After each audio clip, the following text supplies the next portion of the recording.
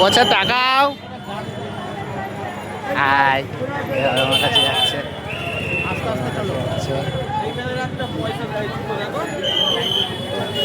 কত লাইন আছে মন্দির এটা মন্দির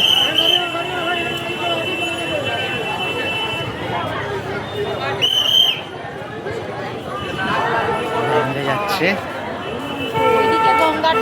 এই তো সামনে গঙ্গা আমি যে সে খিরে জুতো রাস্তা